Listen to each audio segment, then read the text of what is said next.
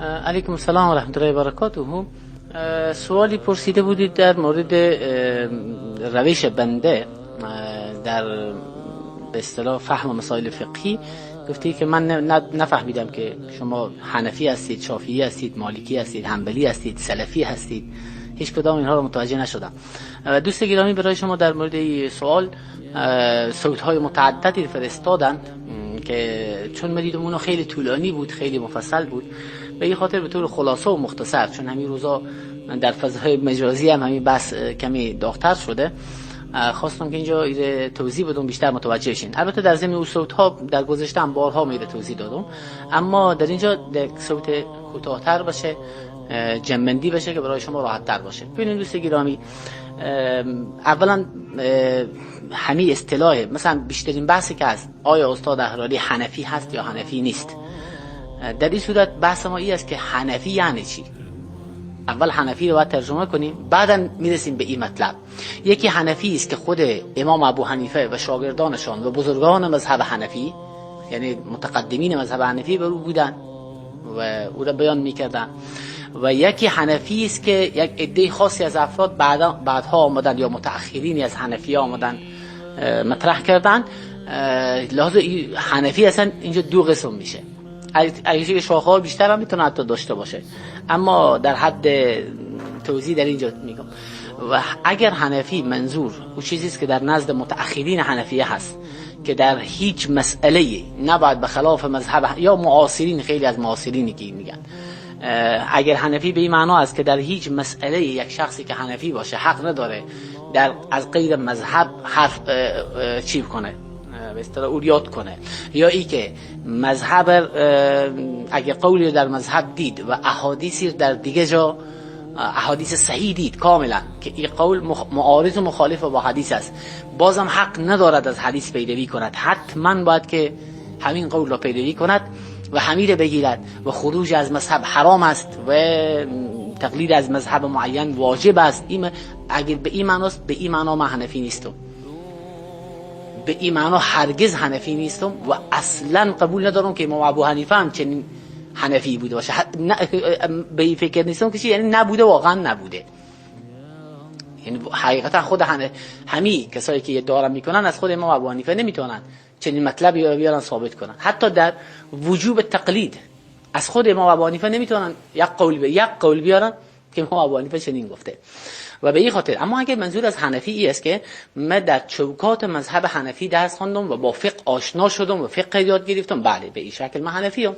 من تخصص در فقه حنفی دارم، در فقه حنفی درس خواندم، در روشنایی فقه حنفی با فقه آشنا شدم، با استدلال های فقهی اهل علم آشنا شدم، اصول فقه حنفی خواندم. بله اینا درسته کاملا، کتب حنفی تا درجه افتای اون تحقیق کردم و درس خواندم و سالها روی او کار کردم در فقه حنفی. کتب مختلف حنفیه، هدایه با شروحات هدایه، کنز دقایق با شروحاتش، در المختار، رد المختار دیگه، چی مراقی الفلا، تحتوی بالای مراقی الفلا و کتب بالای در المختار و کتب مختلف دیگری که در فقه است، مبسوط سرخسی و کتب خود امام محمد ظاهر روایه نادر روایه. در هر کدام اینها من سالها تحقیق کردم و کار کردم و با فقه آشنا شدم از این طریق. بله به این معنا من حنفی ام. اما چیزی که از فقه حنفی بعداً من یاد گرفتم اینه که تعصب در مذهب از اصل مذهب حنفی نیست و هر جایی که حدیث صحیح دیدیم از او باید پیروی بکنیم. اذا صح الحدیث فهو مذهبی. و همچنین ما در دوره افتاء می‌خواندیم، در قوانین افتایی که می‌خواندیم، کتاب چی است؟ کتاب شرح عقود رسم المفتی ابن عابدین شابی صاحب رد المختار. در اونجا صراحتاً میاره که امام ابو حنیفه گفته که حلال نیست که دلیل قول من را ندانید و به قول من فتوا بدهید. این روش امام ابو حنیفه. لذا من هر جایی که ببینم که دلیل قول امام ابو حنیفه نفهمم، به او فتوا نمیدم. دلیل اقوال دیگر بفهم، به او فتوا میدم. و چیزی که من از قول امام ابو حنیفه فهمیدم، اصلا چیزی به نام مذهب به این معنای امروزی به این شکل امام ابو حنیفه اصلا نمیگفته و هیچ فرقی بین امام ابو حنیفه، شافعی، مالک، احمد ابن حنبل و دیگر مجتهدین نیست. همه علمای امت اسلامی هستن و همه را دوست داریم، به هم احترام داریم. به لحاظ هر جا تابع دلیل هستیم و دلیل قوی هر جا وجود داشت از او پیروی میکنیم، همون را قبول داریم و این روش اصلی امام ابو حنیفه است. وقتی در اینجا اگر ما گفتم حنفی هستم، یعنی حنفی به این معنا، چون امام ابو حنیفه روشش همین بوده. امام ابو حنیفه میگفت زمانی که دلیلی از کتاب الله آمد بر رأس و عین، ما هم میگم چشم. زمانی که دلیلی از سنت رسول الله صلی الله علیه و آله آمد، حدیث سیف علی الرأس والعین. زمانی که از صحابه آمد اگر اختلاف داشتن اجماع داشتن که میگیریم، من دقیقاً نمیره میگم، و اگر اختلاف داشتن در این صورت چی ترجیح میدیم بین اقوالشان، کاملا بالکل نور علی نور است. من هم قبول دارم و بر اساس دلایل ترجیح داده میشه. اما زمانی که از تابعین آمد، اینا هیچ کدام حجت نیست اقوالشان. حالا بعضی میگن امام ابو حنیفه گفت هم رجال و نحن رجال، ما حق نداریم بگیم. نه، امام ابو حنیفه اونجا قانون بیان میکنه، یعنی میخواد بگه که قول تابعی حجت نیست.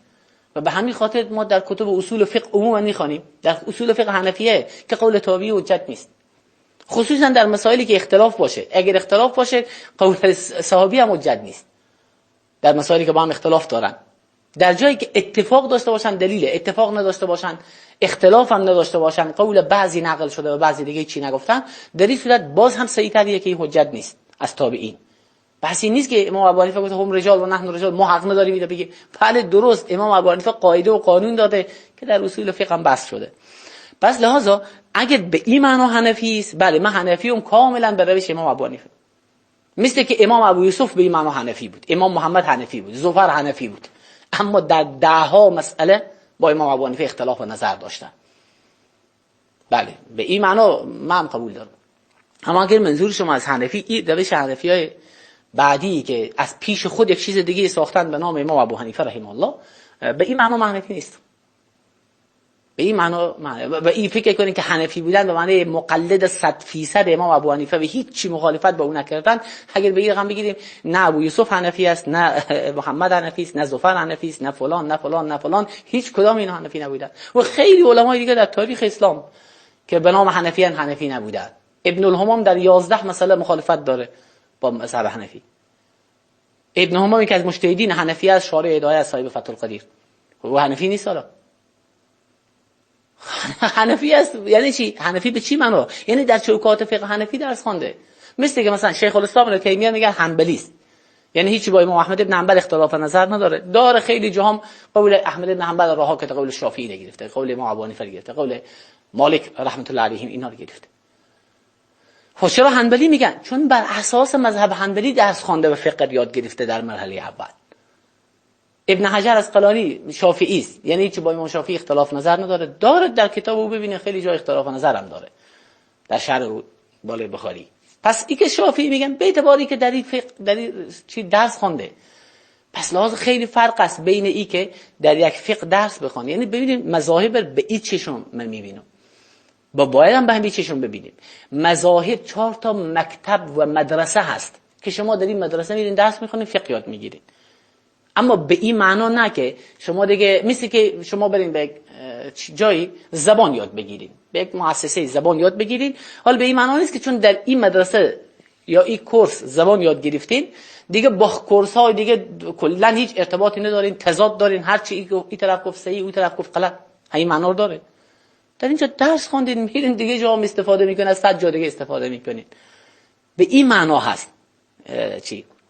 ولی لحاظا در نظر سلف هم کلا می‌بینیم به همین قسم بوده، به همین روش بوده و خودشان هم بزرگوارا توصیه کردن که اذا صح الحديث و مذهبی، حلال نیست که میگه قول فتوا بدی وقتی که دلیلش رو نمیدونید. شما اینو فکر کنید. و شیخ عبدالحی لکنوی از علمای تقریبا معاصر دیگه و او صراحتا در بسیاری از مسائل با مذهب حنفی اختلاف نظر داره و میگه ترجیح به اقوال دیگه است. و همین که عمری مسلمان کم شده، 39 سال عمر کرده، این بیشتر عمر میکرد. باز وقت میدیدین که مسائل چقدر بیشتر اینا شفاف میکرد، واضح میکرد و توضیح میداد. الله رحمتش کنه. شاه ولی الله دهلوی در کتاب الانصاف خود در مسائل خلاف از علمای حنفیه هست. تقلید به این روش که متأخرین بعضی گفتن که مطلقاً به این روش که من پیشتر اشاره کردم که به این روش تقلید باشه، این به شدت میکوبه، سرزنش میکنه، میگه حرام است یا جایز نیست. اینو تقلید درست نیست. مراجعه کنیم به کتاب الانصاف به بیان اسباب الخلاف. در اونجا از ابن حزم نقل میکنه که تقلید گفته حرام است، بعدا میگه تقلید به این صورت این صورت این صورت بله حرام است، اما این صورت جایز است. خب برید نگاه کنین همون جایی که او گفته جایز است و جایی گفته ناجایز است با حرفای من مطابق میاد یا مطابق نمیاد. پس دوستا و عزیزا، حالا شما مثلا در درسای ببینیم میگین که تو حنبلی و حنفی، بله من هیچ کدام اینها به اون معنایی که شما فکر میکنین نیستم. به این معنی چی؟ یعنی به این معنی که 100% یعنی هر چی که احمد بن حنبل رحمه الله گفته من قبول کنم، نخیر. 100% آنچه را که امام شافعی گفته من قبول کنم، 100% آنچه را که امام مالک گفته، نخیر. یا 100% اون کسایی که به نام سلفیه مشهور است من قبول کنم، نخیر. اصلا چنین بحثی نیست. من تمام اینها علمای امت اسلامی میدانم، حنفیه، شافعیه، مالکیه، حنابلة، اینا مدرسه میدانم. مدرسه هایی که میرین داخل درس میخونین چیزی یاد بگیرید. شما به یک مدرسه درس میخونین با مدرسه دیگه جنگ دارید، ندارین دیگه.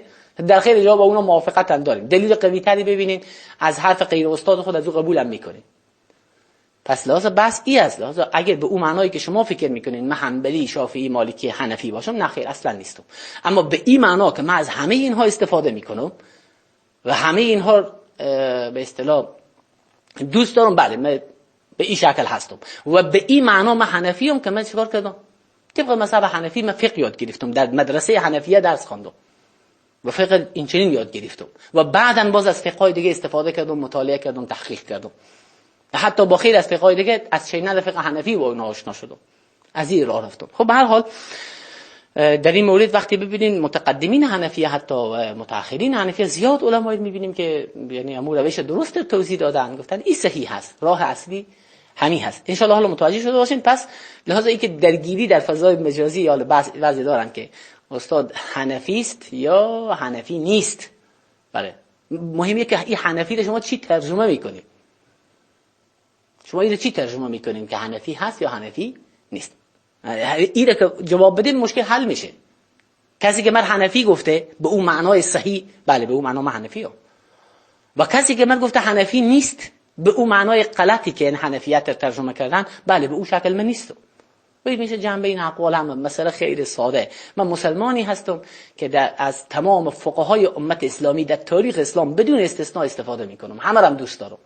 ببینید چقدر بیچارگی است که یک نفر بیاید تاریخ امت اسلامی، تمام علمایی که هستن کتاب‌های نوشته کردن، زحمات کشیدن، بیاید بگه من از این علما استفاده میکنم، از اون علما استفاده نمیکنم. خود محروم میکنه از علوم اونها، از تحقیقات اونها، زحماتی که اونها کشیدن.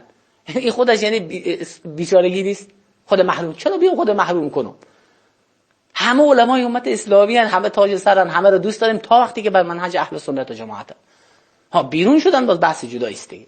اینجا باز دیگه من به اونا کار ندارم. حتی همونا هم باز بعضی جاهایی که به دین ربطی نداشته باشه یا به اون مسئله عقیدتی چی ربطی نداشته باشه، عقیدتی باطلشون، از اون استفاده میکنم. مثل که علما از کشاف زمخشری در حالی که چی هست؟ معتزلی است، ابو المعتزله هست، استفاده میکنن در مسائل لغوی، در مسائل بیانی، بلاغت.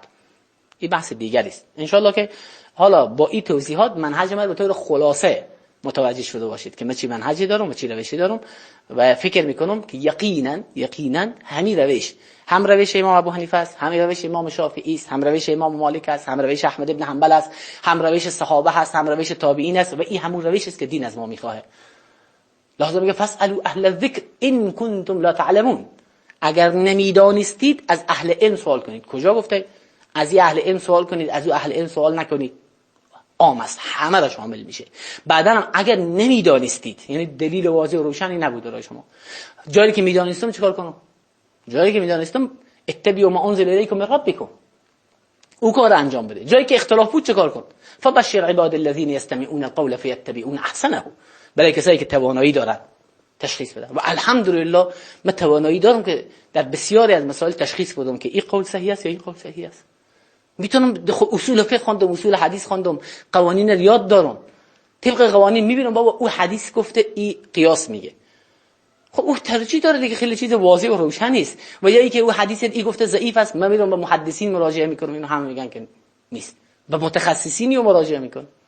و همچنین خیلی از موضوعات دیگه ان شاء الله که مطلب واضح شده باشه.